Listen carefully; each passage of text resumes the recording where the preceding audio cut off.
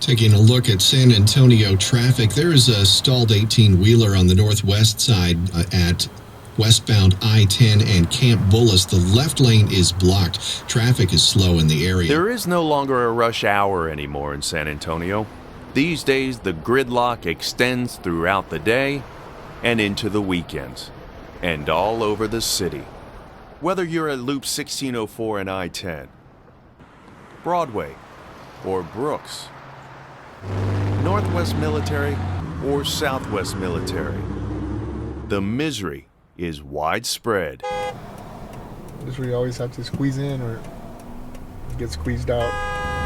There's plenty of space. The drive home for Paul Alias from Evanston 281 to Bandera and 1604 can be downright brutal. See, right here, this is where you start going bumper to bumper. This is where you wish you had a few more lanes here. The 17-mile trip takes 25 minutes with no traffic, but most days it's an hour-long commute. You can see it goes on for a couple more miles. Or longer. The other day I texted on Twitter and I said, hey, sometimes I wish I had a helicopter so I could just go over this traffic. And my buddy goes, you want to come to Houston? I go, nah, it's okay, but we're getting just as bad. I mean, look at this. What is all this traffic? It's 7 minutes after 3 o'clock. Gina Galaviz-Eisenberg certainly knows the paralyzing grip of our traffic. Let's hope there's some nice drivers. As the mother of 3 small children.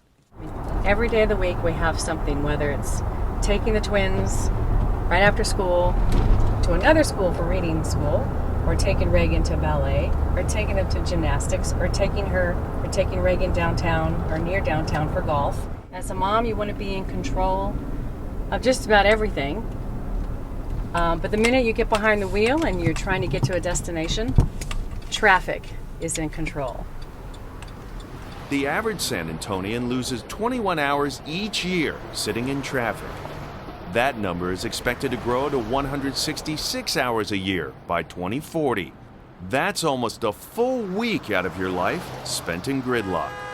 There's also an accident eastbound Loop 410 at Highway 281. San Antonio is America's fastest growing big city. The metropolitan region is projected to explode with 1.5 million new residents by 2045, with 1 million of those people living in the city. On average, more than 120 vehicles are being added to our metropolitan region every day. 8 of the state's most congested roadways are in Bexar County, including US 281, I-35, I-10, 410, Bandera Road, and Loop 1604. I've lived on the north side most of my life, and I'm just tired of the traffic up there. All the traffic ended up driving Michael Jimenez a year ago to move downtown, where he walks most places or takes scooters to get from here to there. He says his life is more convenient these days, but only if he doesn't need to go far. I love San Antonio. It's a beautiful historic city, but we definitely need modern transportation to enjoy the city. For me, getting to the north side is a hassle, and anywhere outside of 5 miles, it's a struggle. I've been riding Via since I arrived here for college. We caught up with Liz Burt during a recent commute. It's affordable, it's fast and easy, and it gets me to where I need to go. Every day, she deals with the opportunities and the challenges of connectivity.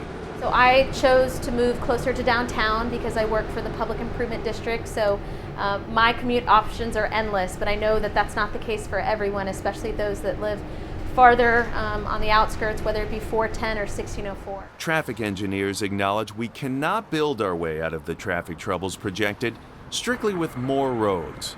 Although expanded roads are a significant part of any proposed solution, the staggering pace of population growth requires a multimodal regional transportation solution. Yeah, I think there's some silos of connectivity. You know, we've grown as a city and county, and but there's ample options to improve. Studies have called for a blended approach to our transportation of the future, with more sidewalks throughout San Antonio, more bus service, more micro-mobility lanes with protective barriers for bicycles and scooters, increased mobility options for people with disabilities, and the introduction of Advanced Rapid Transit, or ART. In other cities, ART operates in designated transit lanes, bypassing traditional road traffic. There are so many people in San Antonio. My wish for my children is that they had other kind of options. The city just doesn't make it easy for me to get around multiple locations, hour after hour, ride after ride. There just needs to be more viable options. As we look into the horizon for San Antonio, growth need not translate into gridlock. But every day we wait, these neighbors of yours will tell you, is a wasted day. I think the city will definitely be compromised as more high-rises are going up. It's going to get congested. There has to be a better alternative and a safer, cleaner way to get from point A to point B. Go drive yourself every day down this route, and it really takes a couple of hours out of your life every day. You know, like hours you can be spending with your kids, missing a ball game, getting home in time for dinner.